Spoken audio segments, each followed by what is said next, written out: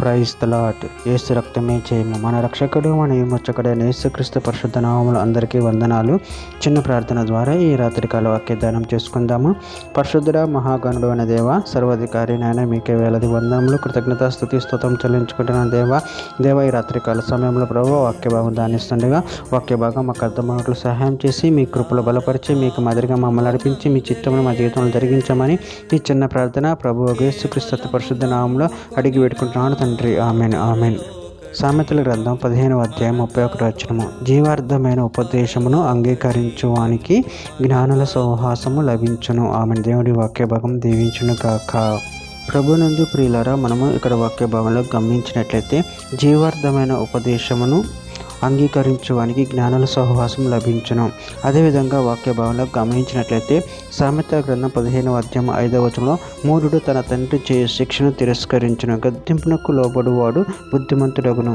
సామెతల గ్రంథం 1వ అధ్యాయం 23వ వచనంలో నా గద్దింపు విని తిరుగుడి, ఆలకించుడి, నా ఆత్మను మీ మీద కుమ్మరించుదును, నా ఉపదేశమును మీకు తెలిపేదును.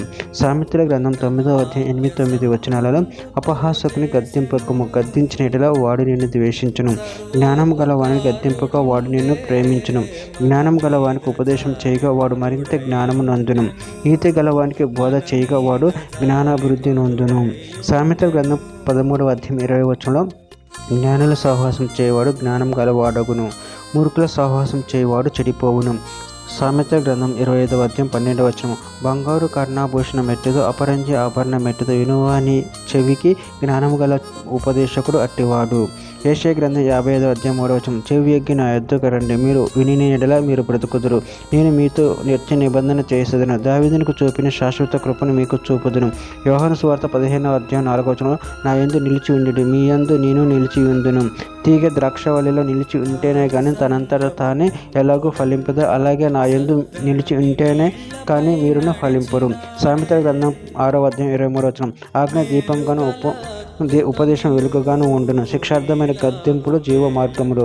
చివరిగా ఒక మాట. సామెతల గ్రంథం 13వ అధ్యాయం 18వ వచనం శిక్షను ఉపేక్షించువానికి అవమాన దరిద్రులు ప్రాప్తించును, గద్దింపును లక్ష్య పెట్టువాడు ఘనత నందును. ఆమె. దేవుడి వాక్య భాగం దీవించిన గాక. చిన్న ప్రార్థన చేసుకుందాము.